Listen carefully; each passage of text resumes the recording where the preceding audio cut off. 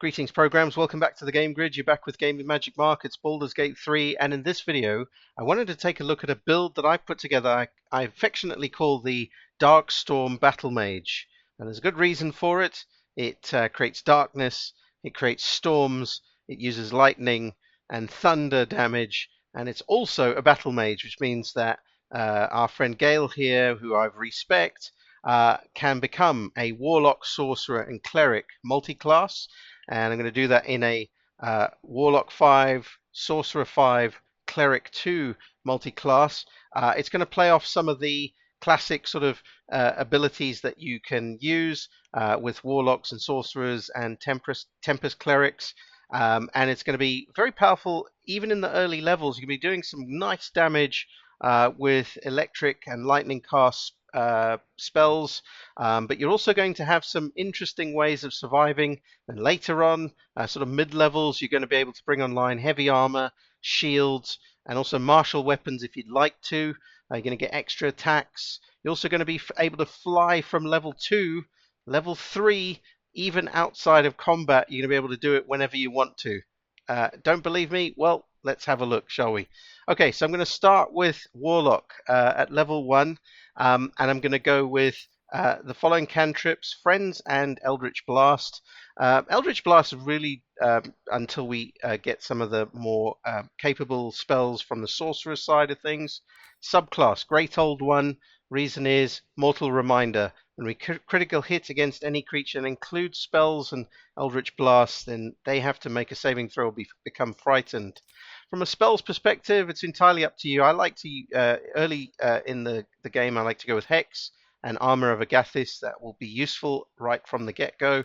And from an ability standpoint, I want to emphasize Wisdom to 14 and Charisma to 17, which will cover all of what we need from our Cleric dip, but also our Sorcerer and Warlock capabilities. Really going to need as much charisma as we can throw at them. We can drop 8 to 8 strength and intelligence. The reason is we don't need those to be as strong as they are or high as they are, because we've got spells, elixirs, and also magic items that can, even in Act 1, bring them up to decent levels if we want or need to use them.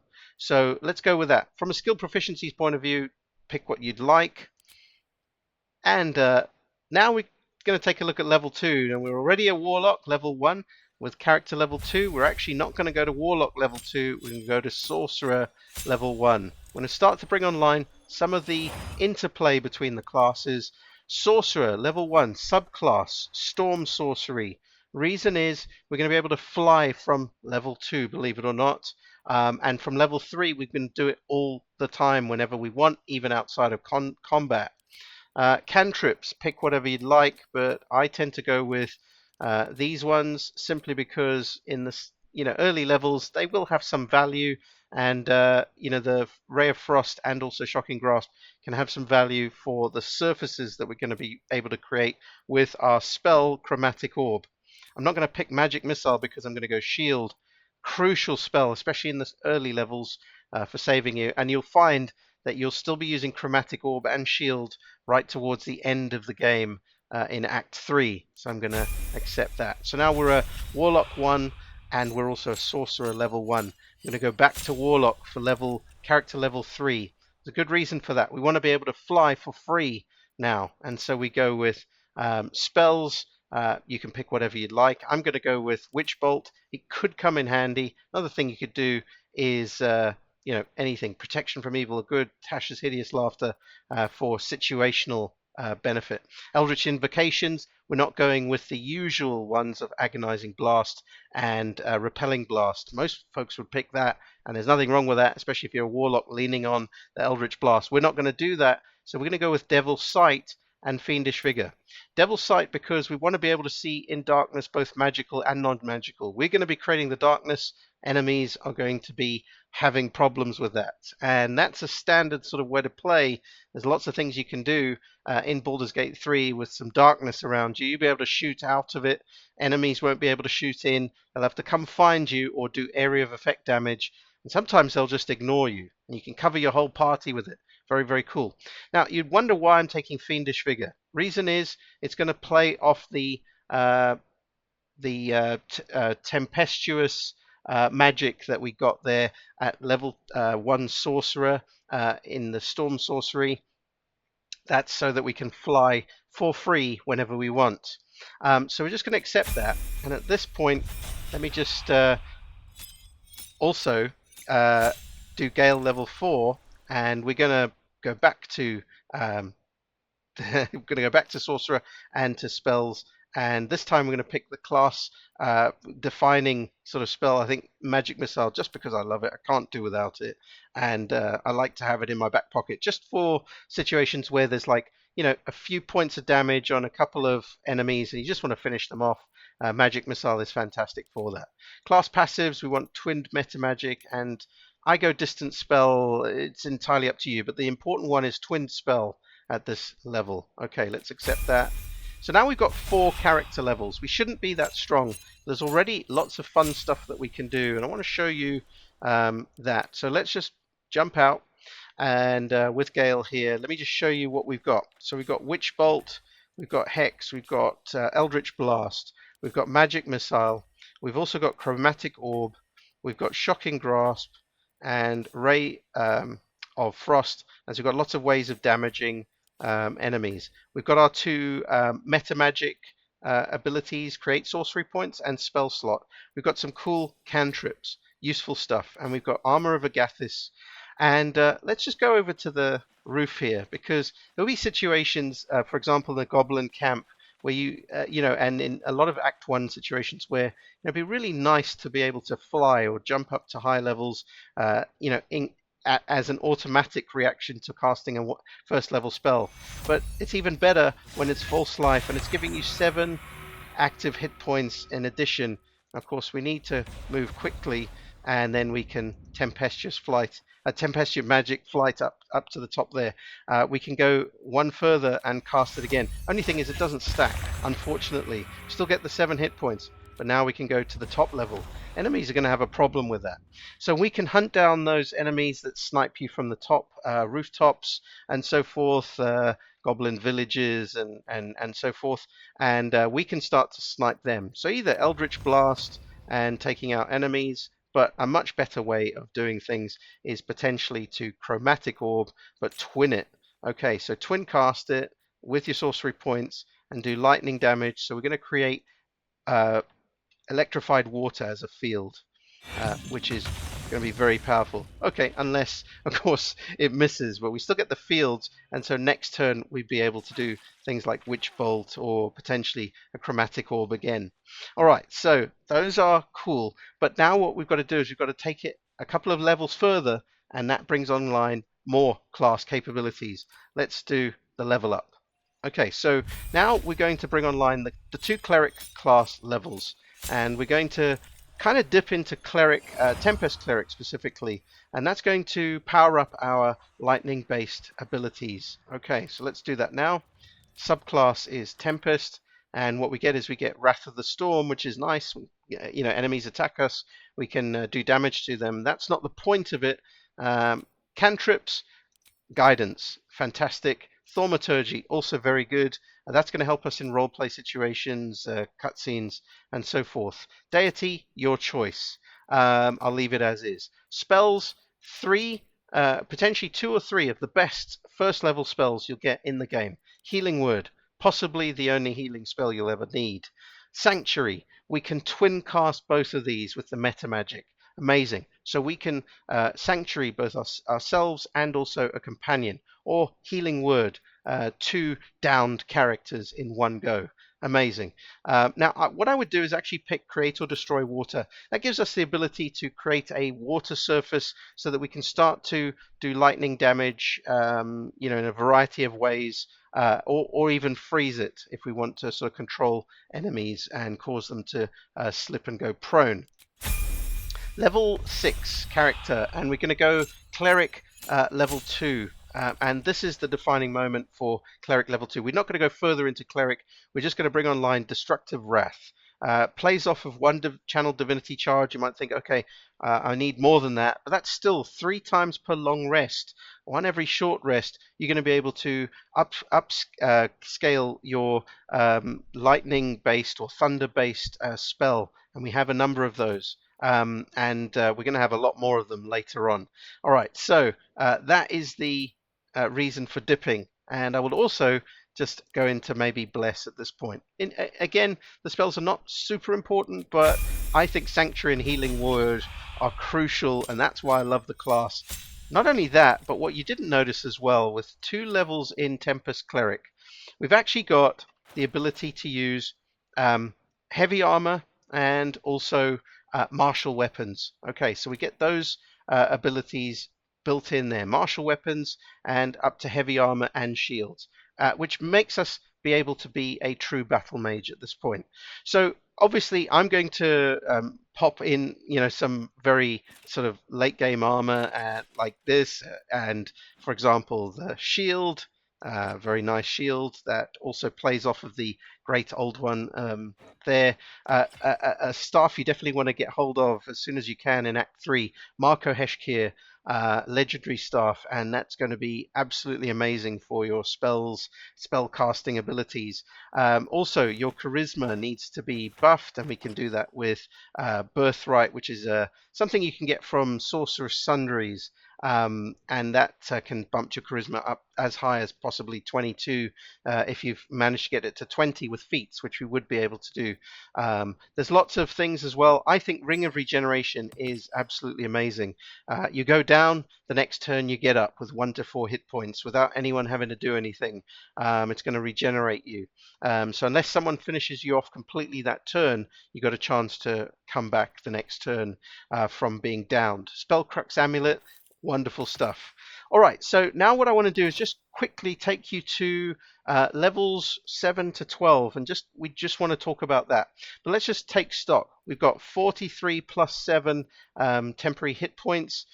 We've actually got, if we just go back here, we've got 21 AC. Of course, you might not have that much, but at level 6 character level, you're probably in Act 2, and you've had many times probably the option of getting heavy armor and also a great shield, and possibly also some very nice weapon to also go with that. So you then need to think about upping your strength, but of course there's an ability that we can get with Warlock at level 3 called Pact of the Blade, and so that's where I'm going next. Let's level up Gale, because what I want to do is I want to bring on the ability to ignore strength for my attacking in melee. And I do that by going to Warlock, and we go and we get our Pact boon, and this time we're going to go Pact to the Blade. Very well known. This is what we want to do. Given that Pact to the Chain, the Imp doesn't scale particularly well into late game. Pact to the Tome, you're going to get some cool spells that are technically free, but are they really that great given that we're now character level 7 we're going to be? So Pact to the Blade I think is going to be useful your entire playthrough, and we're also going to get at Warlock level 5, we're going to get that enhanced by getting an extra attack as well. So we're going to be effectively a martial class, a true battle mage, flinging spells, healing, heavy armor, shield, magical weapon, and lightning and thunder to bring the pain to the enemies. Flying where we need to, and all sorts of cool things as well, like counterspelling as well. Okay, now taking the Pact boon, Pact to the Blade. Spells, I'm going with Darkness. Very good reason for that. Now, of course, I could replace a spell at this point, and maybe that would be Armor of Agathis. Not so important anymore, given that I would be, let's say, in my heavy armor there. So what am I going to replace it with? Well, I could go with a number of things. Invisibility, Misty Step could be useful. Notice how Shatter is thunder damage. That's also going to play off of the Destructive Wrath capability of your Tempest Cleric. So you may want to go that to give you another damaging spell that can be really ramped up with that Destructive Wrath capability. Maybe that's the way to go. But another thing you could do is go lean in even more heavily into the melee aspect, the martial aspect, by going Mirror Image, or being more controlling with Hold Person. Entirely up to you. I'm going to go with Shatter because that's a great spell at this point to play off the Destructive Wrath. Okay. So we want to get to Warlock level 5 as quickly as possible. But some of you might have thought, you know what, I'd rather go the Spellcaster route, in which case get Sorcerer to level 5 as quickly as possible to get your feat and your lightning bolt at level 5. That really is where you want to be if you want to be Spellcaster focused. Level 4, cantrip, whatever it is, doesn't really matter. Spells, again, I'd probably go mirror image because I'm leaning into the martial aspect, and from a feat perspective, I want my charisma as high as possible. So I'm going with that, but I could potentially go charisma 18, constitution 16. That improves my hit points. Also with the hat potentially coming online, or another item, I can get that to 20. So you've got options to really buff your abilities. Remember that with Pact of the Blade, we can make you then use charisma for our attacking. That's going to work really well. So I'm going to go with that.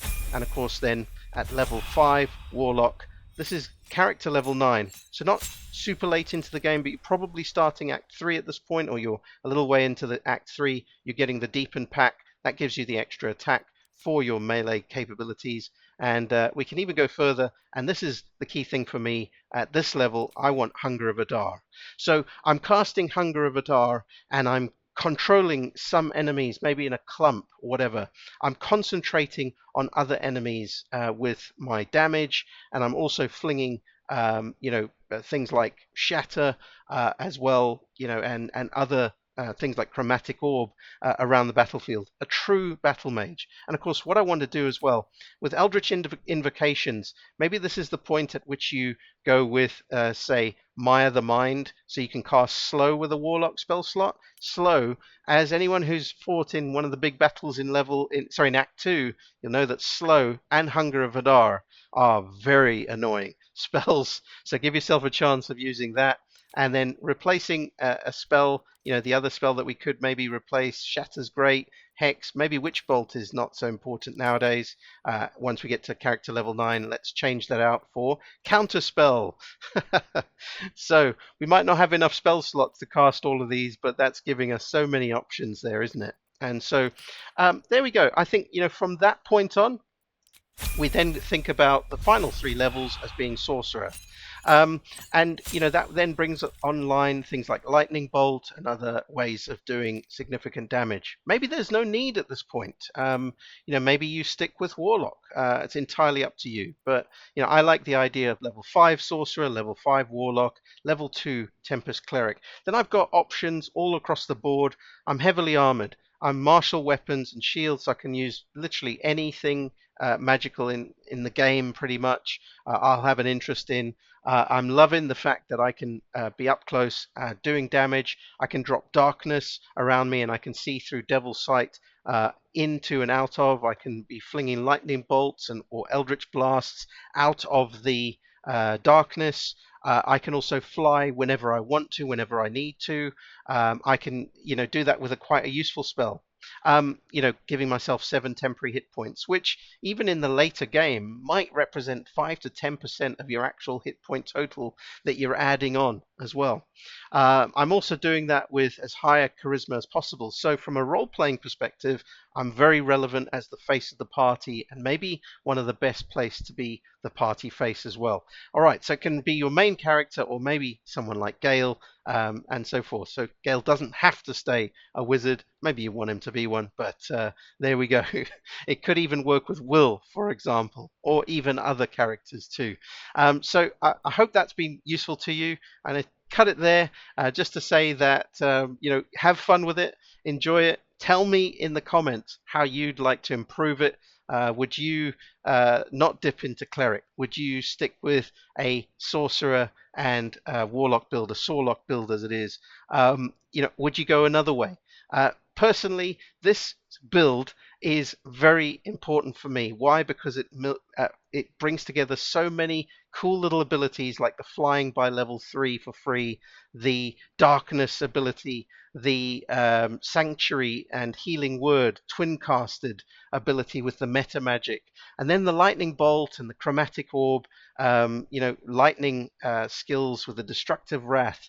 It means that I can feel very powerful, very strong, even into the late game on tactician mode. I'm useful to the party completely. You'll be zipping around the battlefield, healing people, getting them back up with twin casted healing word, and so forth. So lots of abilities, lots of ways to be relevant, and I hope that was useful to you.